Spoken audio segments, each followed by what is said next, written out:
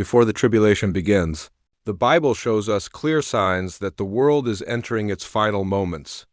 Jesus and the prophets reveal that the first major sign will be global deception.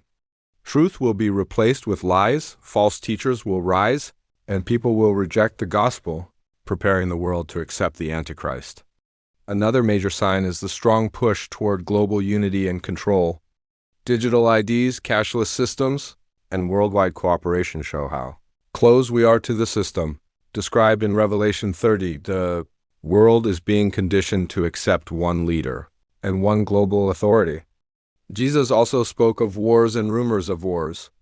Conflicts will increase, especially in the Middle East, with Israel at the center. These birth pains create chaos that leads to a false peace, opening the door for the 7-year covenant. Paul warns about a great falling away. Many will abandon true faith, churches will compromise, and spiritual coldness will spread worldwide. This spiritual decline prepares the world for massive deception. Another sign is the rise of lawlessness. Violence, rebellion, moral confusion, and increasing hatred show a world rejecting God. People will love darkness more than light, fulfilling prophecy and preparing the world for a leader who promises order. Israel's rise to global attention is one of the clearest signs. Every major end-time prophecy centers around Israel, and today the world is focusing on Jerusalem more than ever. This shows the tribulation is near. Jesus said the gospel will reach the whole world before the end comes.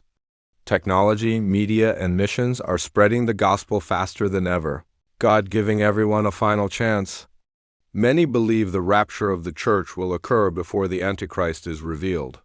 When the restraint is removed, the world will enter chaos, and the tribulation will begin.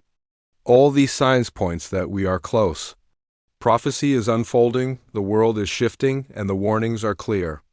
This is the time to stay awake, stay ready, and walk closely with God because Jesus is coming soon. Please like, comment, subscribe, and share for more Bible teachings.